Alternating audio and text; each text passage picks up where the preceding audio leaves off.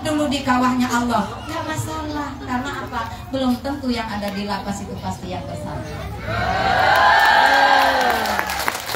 Pengadilan dunia itu boleh berjalan begitu rupa, tapi demi Allah engkau boleh menang di pengadilan dunia, tapi engkau tidak akan pernah menang di pengadilan akhirat. Saya kenal Bunda Enci itu sudah 16 tahun, 16 tahun, mulai dari tahun 2008 sampai hari ini. Terus terang saya sendiri belajar banyak dari beliau. Ini saling belajar itu penting dalam kehidupan itu. Ya Allah, ternyata beliau di sana ada kegiatan keagamaan. Saya juga membina di Lapas Tangerang, pembinaan agama, dan itu semuanya pemrakarsanya adalah Bunda Enci Irgasi. Pembinaan keagamaan jalan di sana dan makin semarak. Ada rasa kebangkitan di Lapas Tangerang. Kemudian apa? Pembinaan di bidang sosial. Kemudian di bidang apa? Karya ya. Untuk meningkatkan karya, kinerja nanti supaya keluar dari lapas itu ada pekerjaan. Ada ngajari masak-masak. Setiap hari saya dikasih ini, fotonya masak-masak gitu kan. Terus kemudian pembinaan ada peternakan lele. Ada ini ya, Masya Allah. Terus pertanian. Wah, ini semuanya ternyata beliau dimanapun berada, mutiara itu walaupun dalam lumpur akan tetap mencorong. Betul tidak? Bersyukurlah ibu-ibu semuanya, Bunda sudah kembali. Setelah apa? Sekian lama aku menunggu Bunda datang ke sini. Bukankah engkau telah berjanji kita hadir di sini? Datanglah akhirnya. Lek lagu nyaut, Quran nggak ada yang nyaut. Luar biasa. Allah Rabbi. Menunggu ya, 3,5 tahun kemudian ini datang lagi, kata Bunda. Ikhtiku datang padamu. Allah Rabbi, Bapak Ibu sekalian, ini kegembiraan yang diberikan Allah kepada kita semuanya. Semoga ini menjadi titik awal kebangkitan, titik awal kebagusan, titik awal menuju amar ma'ruf nahi munkar. Amin. Allahumma. Kita juga doakan ya di dalam penyambutan Bunda ini, semoga beliau diberikan panjang umur, kesehatan, diberikan kekuatan lahir batin, diberikan ketabahan. Apapun yang terjadi, kita bersama-sama maju untuk dan atas nama agama Allah. Amin. Kembali lagi kita kepada sholat kita, Bu. Bagaimana supaya doa dikabulkan dan kita benar-benar menjadi kekasih Allah?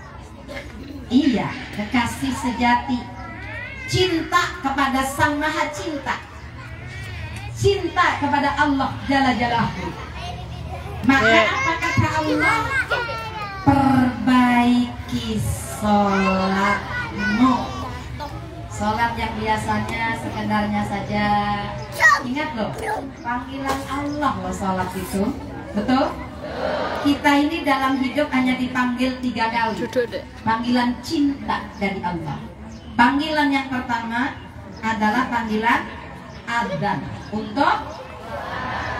Panggilan yang kedua adalah panggilan ke Baitullah. Panggilan yang ketiga adalah panggilan menghadap Allah. Semoga sebelum panggilan ketiga kita bisa melaksanakan panggilan yang pertama dan kedua dengan sebaik-baiknya. Lalu bagaimana untuk melaksanakan sholat supaya benar-benar sholat kita berkualitas? Sholat itu kalau berkualitas akan berdampak positif. Ada efek dari sholat kita itu dalam kehidupan nyata akan punya efek yang bagus. Jadi ada bekas sujudnya. Jangan depan. Ibu tahu nggak bekas sujud ada di mana? Oh bukan, bukan di batok mentol itu, bukan. Itu kejeduk juga bisa mentol. Tapi bekas sujud yang dimaksudkan di sini adalah apa? Allah itu tidak menilai di saat engkau sholat. Allah tidak menilai ketika engkau di dalam musola atau di dalam masjid, tapi Allah apa yang dinilai? Keluar dari masjid, keluar dari musola, bagus nggak kepada sesama manusia? Itu tolak ukurnya, betul? Iya, orang-orang yang dalam cahaya seperti ini, kemanapun hidupnya itu bagus. Jadi dampak sholat itu apa? Semakin hari yang pertama, makin hari hubungannya kepada Allah semakin baik, hubungannya kepada Allah semakin dekat, hubungannya kepada Allah semakin mesra. Kalau sudah demikian Bu, Masya Allah, jangankan sholat wajib. Sholat wajib berapa kali sehari? 5 kali sehari, bukan 5 hari sekali, bukan setiap Jumat sekali.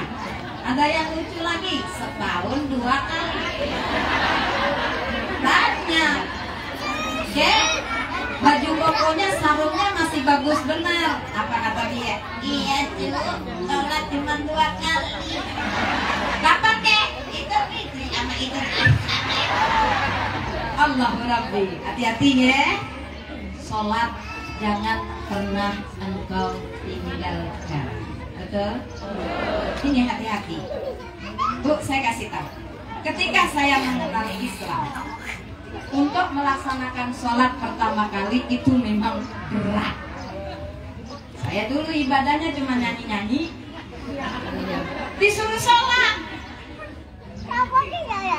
Begitu kita mau bangun tidur, sholat. Betul? Enggak ya? Betul tidak? Disuruh sholat. Bangun tidur, sholat.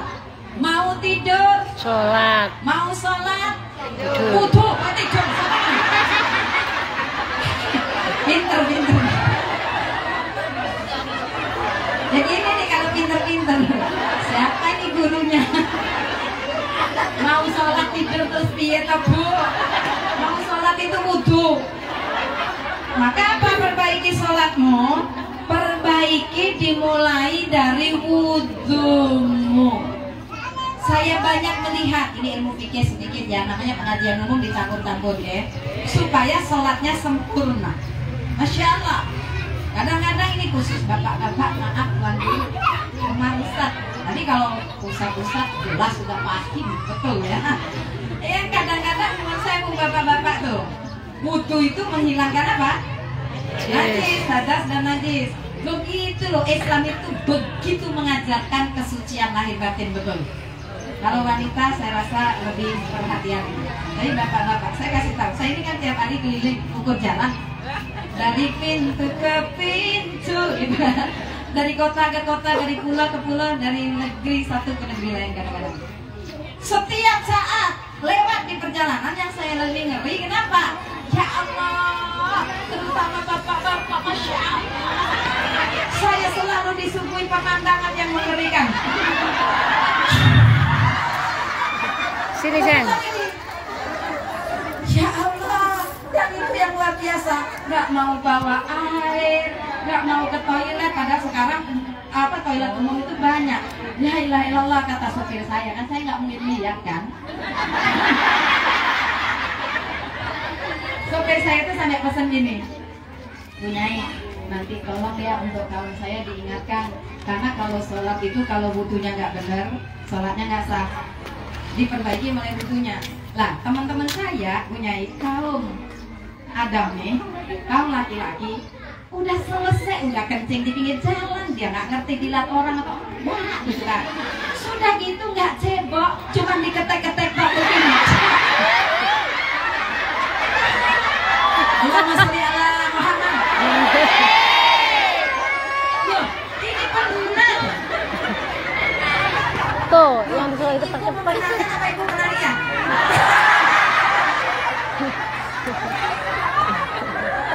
Loh itu betul. Kadang-kadang malah lupa nggak diketek langsung masuk. Loh terus gitu kalau kena celana dalam, terus wudunya gimana? Padahal syarat sahnya sholat harus bersih dari hadas dan najis. Saya perhatikan baik-baik. Bapak-bapak, kalau ibu-ibu saya rasa ini ya, cuma saya pesan aja Bu, baju sholat kalau bisa ada baju khusus untuk sholat supaya tidak kena najis, itu lebih hati-hati. Segalanya sudah bagus. Ketika wudhu, panjenengan membasuh tangan dalam hati, itu kan membasuh tangan secara syariatnya membasuh tangan, tapi pada hakikatnya dalam hati itu ibu doa, ya Allah, jadikanlah tangan ini menjadi tangan yang penuh berkah. Itu dalam hati setelah doa ya. Kemudian apa? Ketika membasuh muka, cahaya ya Allah penglihatan kami, pendengaran kami, dan lisan kami dengan cahaya-Mu. Wudunya lebih sempurna. Kemudian membasuh tangan sampai siku kan Bu? Sikunya harus kebasuh. Banyak orang yang sholat wudunya mukanya tidak dibasuh secara sempurna. Basuh muka itu mulai dari mana? Semua yang ditumbuhi rambut. Iya, jadi dari sini itu harus dibasuh. Bedak saya kan.